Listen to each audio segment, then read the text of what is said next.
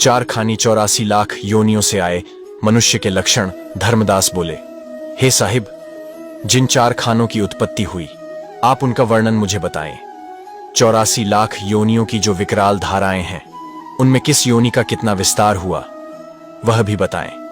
कबीर साहब बोले, हे धनी धर्मदास, सुनो, मैं तुम्हें योनि भाव का वर्णन सुनाता हूं।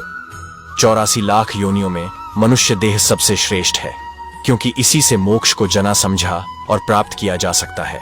मनुष्य योनि के अतिरिक्त और किसी योनि में मोक्ष पद या परमात्मा का ज्ञान नहीं होता, क्योंकि और योनि के जीव कर्म बंधन में भटकते रहते हैं। तब धर्मदास बोले, हे साहिब, जब सभी योनियों के जीव एक समान हैं, तो फिर सभी जीवों को एक सा ज्ञान क्यों नहीं है?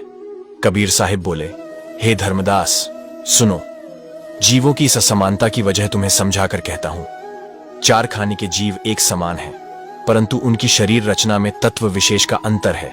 स्थावर खाने में सिर्फ एक ही तत्व होता है, ऊष्मज खाने में 2 तत्व होते हैं, अंडज खाने में 3 तत्व और पिंडज खाने में 4 तत्व होते हैं। इनसे अलग मनुष्य शरीर में 5 तत्व होते हैं। हे धर्मदास, अब चार खाने का तत्व निर्णय भी जानो। अंडज खाने में 3 तत्व जल, अग्नि और वायु है। स्थावर खाने में 1 तत्व जल विशेष है। ऊष्मज खाने में 2 तत्व वायु तथा अग्नि बराबर समझो। पिंडज खाने में 4 तत्व अग्नि, पृथ्वी, जल और वायु विशेष हैं। पिंडज खाने में ही आने वाला मनुष्य अग्नि, वायु, पृथ्वी, जल, आकाश से बना है। तब धर्मदास बोले, हे बंदी छो, सदगुरु कबीर साहिब, मनुष्य योनि में नर नारी तत्वों में एक समान है, परंतु सबको एक समान ज्ञान क्यों नहीं है? संतोष, क्षमा, दया, शील आदि सद्गुणों से कोई मनुष्य तो शून्य, 0 होता है, तथा कोई इन गुणों से परिपूर्ण होता है। कोई मनुष्य पाप कर्म करने वाला अपराधी होता है, तो कोई विद्वान, कोई दूसरों को दुख देने वाले स्वभाव का होता है, तो कोई अति क्रोधी काल रूप होता है। कोई मनुष्य किसी जीव को मारकर उसका आहार करता है, तो कोई जीवों के प्रति दया भाव रखता है। कोई आध्यात्म की बात सुनकर सुख पाता है, तो कोई काल निरंजन के गुण गाता है। हे साहिब, मनुष्यों में यह नाना गुण किस कारण से होते हैं? कबीर साहिब बोले, हे धर्मदास, सुनो, मैं तुमसे मनुष्य योनि के नर नारी के गुण अवगुण को भली प्रकार से कहता हूं। किस कारण से मनुष्य ज्ञानी और अज्ञानी भाव वाला होता है वह पहचान सुनो।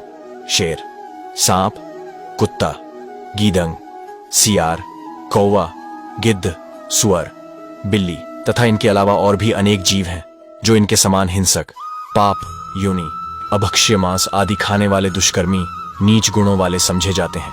इन योनियों में से जो जीव आकर मनुष्य योनि में जन्म लेता है, तो भी उसके पीछे की योनि का स्वभाव नहीं छूटता।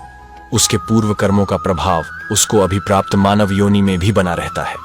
अतः वह मनुष्य देह पाकर भी पूर्व के से कर्मों में प्रवृत्त रहता है। ऐसे पशु योनियों से आए जीव नर देह में होते हुए भी प्रत्यक्ष पशु ही दिखाई देते हैं। जिस योनि से जो मनुष्य आया है उसका स्वभाव भी वैसा ही होगा। जो दूसरों पर घात करने वाले क्रूर, हिंसक, पाप कर्मी तथा क्रोधी विषैले स्वभाव के जीव हैं, उनका भी वैसा ही स्वभाव बना रहता है। हे धर्मदास, मनुष्य योनि में जन्म लेकर ऐसे स्वभाव को मेटने का एक ही उपाय है कि किसी प्रकार सौभाग्य से सद्गुरु मिल जाए, तो वे ज्ञान द्वारा अज्ञान से उत्पन्न इस प्रभाव को नष्ट कर देते हैं और फिर मनुष्य काग दशा, विष्ठामल आदि के समान वासनाओं की चाहत के प्रभाव को भूल जाता है। उसका अज्ञान पूरी तरह समाप्त हो जाता है। तब हे भाई, पूर्व पशु योनि और अभी की मनुष्य योनि का यह द्वंद्व छूट जाता है। श्री सद्गुरुदेव ध्यान के आधार हैं। वे अपने शरण में आए हुए जीव को ज्ञान अग्नि में तपाकर एवं उपाय से घिस-पीट कर सत्य ज्ञान उपदेश अनुसार उसे वैसा ही बना लेते हैं और निरंतर साधना अभ्यास से उस पर प्रभावी पूर्व योनियों के संस्कार समाप्त कर देते हैं। हे धर्मदास, जिस प्रकार धोबी वस्त्र धोता है और साबुन मलने से वस्त्र साफ हो जाता है, तब वस्त्र में यदि थोड़ा सा ही मैल हो। हे धर्मदास, अब ऊष्मज के बारे में कहता हूं। यह जंगल में जाकर शिकार करते हुए बहुत जीवों को मारकर खुश होता है। इन जीवों को मारकर अनेक तरह से पकाकर वह खाता है। वह सद्गुरु के नाम ज्ञान की निंदा करता है। गुरु की बुराई और निंदा करके वह गुरु के महत्व को मिटाने का प्रयास करता है। वह शब्द उपदेश और गुरु की निंदा करता है। वह बहुत बात करता है तथा बहुत अखंगता है और अहंकार के कारण बहुत ज्ञान बनाकर समझाता है। वह सभा में झूठे वचन कहता है, टेढ़ी पगड़ी बांधता है जिसका किनारा छाती तक लटकता है। दया धर्म उसके मन में नहीं होता। जो कोई पुण्य धर्म करता है वह उसकी हंसी उड़ाता है, माला पहनता है और चंदन का तिलक लगाता है तथा शुद्ध सफेद वस्त्र पहनकर बाजार आदि में घूमता है। वह अंदर से पापी और बाहर से दयावान दिखता है।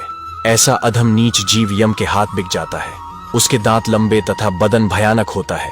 उसके पीले नेत्र होते हैं। कबीर साहिब बोले, हे धर्मदास, अब स्थावर खानी से आए जीव मनुष्य के लक्षण सुनो।